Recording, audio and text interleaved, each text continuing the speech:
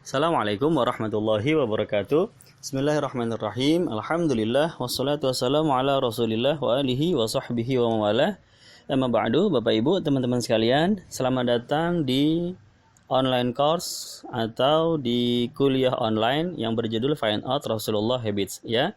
Insyaallah mulai hari ini akan kita buka kuliah online sepanjang 24 pertemuan ke depan insyaallah ya.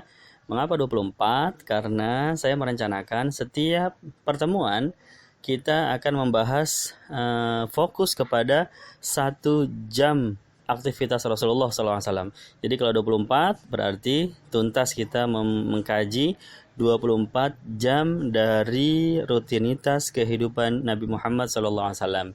Ya, jadi akan kita kaji hari pertama kita akan membahas jam 1 ya, hari ke-1, hari kedua jam 2 ya, hari ketiga apa yang dilakukan oleh Nabi pada jam 3 sampai hari ke-15 apa yang dilakukan oleh Nabi ketika jam 15 atau jam 3 sore ya, atau hari ke-20 apa yang dilakukan oleh Rasulullah SAW pada jam 20 ya, pada pukul 8 malam. Begitu seterusnya. Mudah-mudahan kita diberikan kelancaran oleh Allah Subhanahu wa taala dan menjadi sebab bertambahnya rasa cinta kita dan bertambahnya semangat kita untuk meneladani Nabi Muhammad SAW. Baik, Bapak Ibu, teman-teman sekalian, audio pertama ini sebelum kita mulai membahas tentang rutinitas beliau pada pukul 1, karena ini audio ke-1 ya, ada beberapa yang perlu saya sampaikan sebagai pengantar dari kelas online kita. Pertama, rujukan yang saya gunakan ya, rujukan utama yang saya pakai dalam membahas pembahasan ini, pelajaran ini adalah kitab Al-Yaumun Nabawi. Kitab Al-Yaumun Nabawi yang dikarang oleh Syekh Abdul Wahhab At-Turairi. Beliau adalah seorang dai, seorang ulama dari kota Makkah Al-Mukarramah ya. Ulama di zaman sekarang ini ya, kalau kita mau search dengan bahasa Arab di YouTube banyak ceramah-ceramah beliau. Abdul Wahhab At-Turairi. Ya, begitu. Kitabnya saya punya soft copy-nya dalam bentuk PDF, namun tidak saya bagikan kepada Bapak Ibu sekalian dan teman-teman karena berbahasa Arab ya. Tetapi kalau mau meminta nanti saya kasih. Tinggal WhatsApp saja kepada saya, nanti saya berikan ya. Tapi tidak saya bagikan secara kepada seluruh peserta kelas ini ya. Itu yang pertama. Jadi rujukannya adalah kitab Al-Yaumun Nabawi. Di samping dari kitab-kitab lain yang fokus membahas tentang sirah Rasulullah Sallallahu Alaihi Wasallam. Kemudian yang kedua, Bapak Ibu juga perlu diketahui pembahasan kita ini mengacu kepada jam, dari jam yang 1 kepada jam berikutnya ya. Padahal di zaman Rasulullah SAW belum ditemukan jam ya, seperti itu ya. Baginda Nabi itu hidup pada abad ke-7 Masehi ya. Itu belum, peradaban manusia belum mengenal adanya jam ya, belum ada listrik, belum ada kendaraan ya. Pada zaman itu masih serba tradisional. Jadi apa yang kita sebutkan sebagai jam di sepanjang pelajaran dari awal sampai akhir itu hanya permisalan saja ya, hanya perumpamaan saja.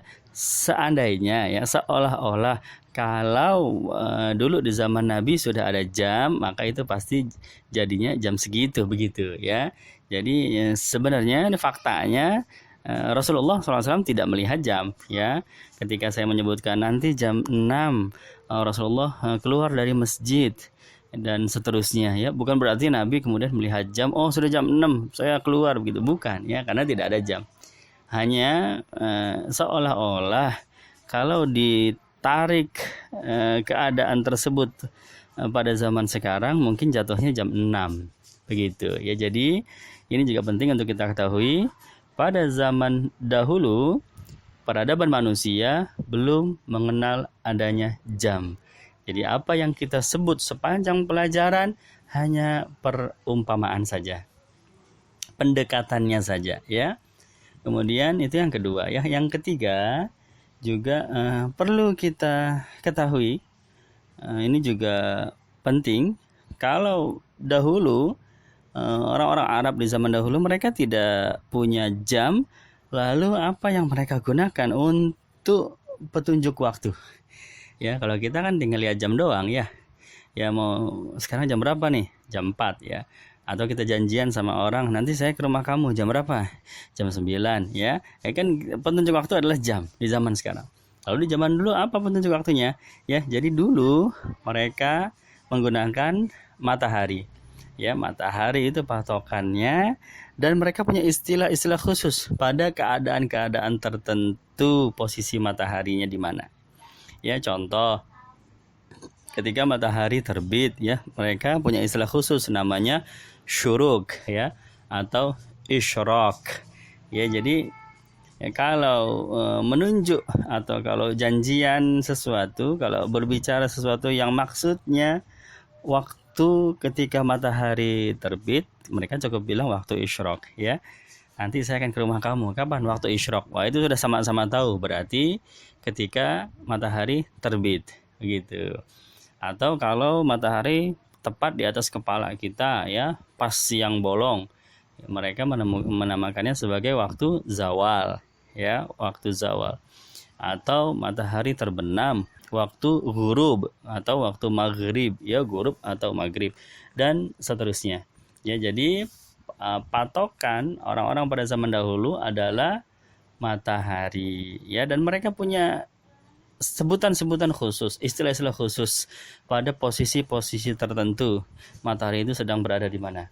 Kemudian yang lebih istimewanya lagi, orang-orang pada zaman dahulu selain mereka pandai melihat posisi matahari dan mereka tahu ini sudah sampai di waktu apa, ya, mereka juga pandai dalam menentukan durasi, ya, menentukan durasi. Contohnya begini, ya, antara terbit matahari, antara waktu isyraq atau waktu syuruk sampai dengan waktu zawal, sampai dengan tepat siang bolong, mereka bisa menentukan dengan cukup tepat sampai di mana pertengahannya, di mana tengah-tengahnya itu, ya. Kalau orang sekarang, kalau kita di zaman sekarang, ya, matahari terbit jam 6. Kemudian matahari tepat berada di atas kepala kita jam 12. Di mana tengah-tengahnya? Oh, kita gampang jawabnya, jam 9, ya, pertengahannya jam 9, ya. Tapi orang-orang di zaman dahulu mereka tidak punya jam, tapi mereka bisa menentukan dengan cukup tepat di mana pertengahannya, ya. Pertengahan pagi, berarti waktu pagi tengah-tengahnya, ya, antara waktu fajar sampai dengan waktu zawal, waktu zuhur, ya, tengah-tengahnya di mana itu mereka bisa menentukannya dengan cukup tepat, ya. Ini yang luar biasa. Kalau diumpamakan di zaman kita sekarang, ya, ini kita ambil contoh misalnya, ya, kita kuliah, datang ke sebuah tempat kuliah, ini mahasiswa sedang kuliah, ya.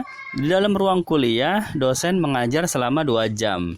Itu ruang kuliah tertutup, tidak ada jam dinding, tidak ada jam tangan, tidak ada HP, tidak ada penunjuk waktu, ya. Tapi kita tahu dosen mengajar selama 2 jam, ya. Maka apakah kita bisa menentukan apakah dosen sudah mengajar separuhnya, sudah berjalan 1 jam? Nggak bisa kita, ya, ngira-ngira, aduh ini udah 1 jam belum, ya, ini udah 1 jam belum, nggak bisa, kecuali kalau kita lihat jam, ya. Kalau kita nggak lihat jam, ini udah separuh jalan belum, kayaknya udah dikit lagi selesai, ya, enggak, menurut saya sih masih lama ini, ya. Kita tidak pandai mengira-ngira durasi, tapi orang dulu pandai, ya, menentukan pertengahannya waktu malam. Waktu malam itu yang disebut waktu malam adalah waktu antara terbenam matahari sampai terbitnya fajar, antara maghrib sampai subuh, ya, sampai fajar. Tengah-tengahnya di mana? Ya, kalau kita zaman sekarang maghrib jam 6, subuh jam setengah 5. Tengah-tengahnya di mana? Oh, gampang kita ya. Kurang lebih tengah-tengahnya jam 11 ya, karena dari jam 6 ke jam setengah 5 itu kan 10 jam setengah.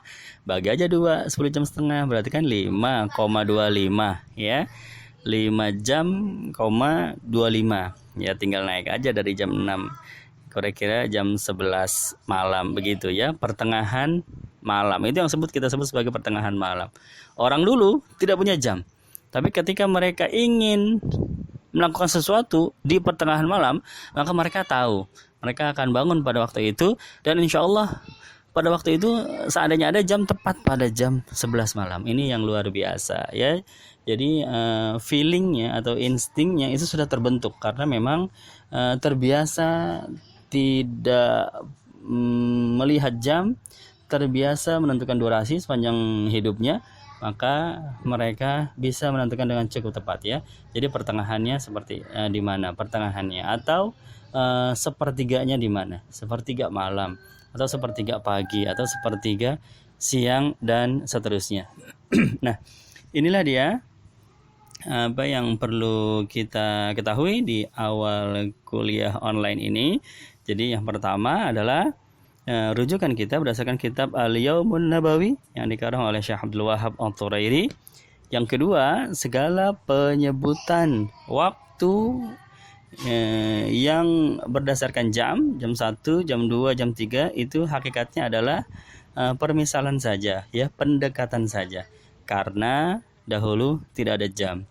Yang ketiga, kita tidak perlu merasa heran lagi seandainya orang-orang Arab pada zaman dahulu, termasuk baginda Nabi Muhammad SAW, pandai sekali dalam memprediksi durasi waktu, mana pertengahan malam, mana pertengahan siang ya, karena feeling mereka, insting mereka memang sudah terbentuk ya. Memang mereka hidup tanpa ada jam dan mereka sudah terbiasa melakukan hal tersebut ya. Ini sekilas mengenai kondisi yang terjadi pada zaman Rasulullah SAW.